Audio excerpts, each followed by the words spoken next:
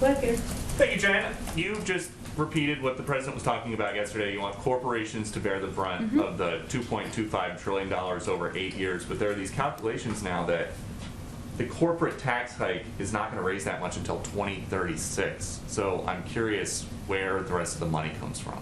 Well, as was outlined in detail in our plan, we're talking about paying for an 8-year investment over the course of 15 years. And given that the investments are short-term investments, investments that are temporary, we actually would more than make up for the cost of these investments over time.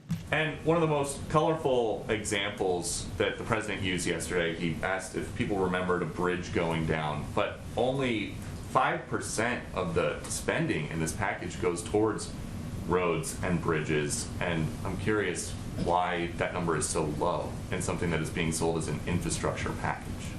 We're actually selling it as a once-in-a-century or once-in-a-generation investment in partly our infrastructure, but partly industries of the future, American workers and the workforce. And there are areas like broadband, which maybe is not a physical bridge, but 1/3 of the country doesn't have access to broadband. So that impacts workers who have been working from home, kids who are trying to learn at home, parts of the country where they can't have jobs, where they're working remotely. We feel that that is an area where we can improve, expand access, and as a result, be more competitive with the country, with other countries, I should say. And then on immigration, has the White House considered beefing up border security now that there is video of a 3-year-old and a 5-year-old being thrown over the wall in New Mexico?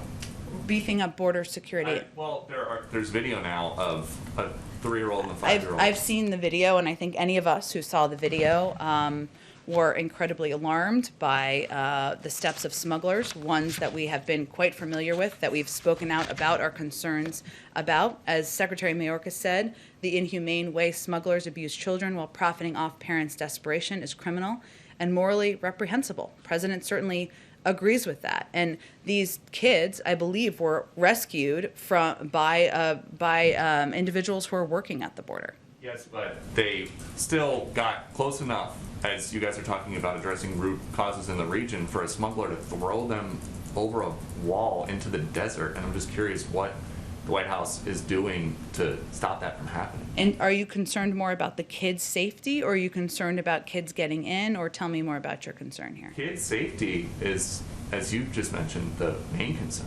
Well, of course it is, which is why I'm often surprised by some of the line of questioning in here. But I will say that our concern and our focus is on sending a clear message to the region that this is not the time to come.